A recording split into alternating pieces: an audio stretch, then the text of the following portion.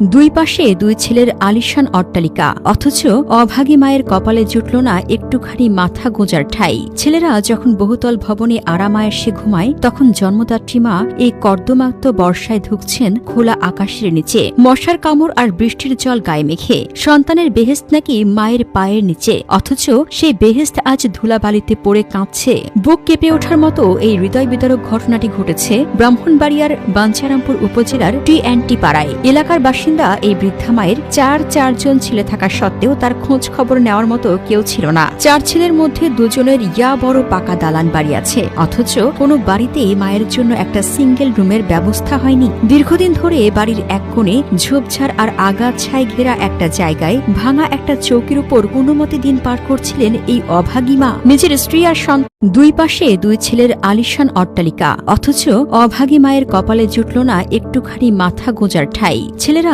যখন বহুতল ভবনে আরামায়েশে ঘুমায়, তখন জন্মদাত্রী মা এই কর্দমাক্ত বর্ষায় ধুকছেন খোলা আকাশের নিচে, মশার কামড় আর বৃষ্টির জল গায়ে মেখে। সন্তানের বেহেশত নাকি মায়ের পায়ের নিচে, অথচ সেই বেহেশত আজ ধুলাবালিতে পড়ে কাঁদছে। বুক কেঁপে ওঠার মতো এই হৃদয় বিদারক ঘটনাটি ঘটেছে ব্রাহ্মণবাড়িয়ার বাঞ্ছারামপুর উপজেলার টি পাড়ায়। এলাকার বাসিন্দা এই বৃদ্ধা মায়ের চারজন ছেলে থাকা সত্ত্বেও তার খোঁজ খবর নেওয়ার মতো কেউ ছিল না। চার ছেলের মধ্যে দুজনের ইয়া বড় পাকা দালান বাড়ি আছে, অথচ কোনো বাড়িতেই মায়ের জন্য একটা সিঙ্গেল রুমের ব্যবস্থা হয়নি। দীর্ঘদিন ধরে বাড়ির এক কোণে ঝোপঝাড় আর আগাছায় ঘেরা একটা জায়গায় ভাঙা একটা চৌকির উপর কোনোমতে দিন পার করছিলেন এই অভাগী মা। নিজের স্ত্রী আর সন্তান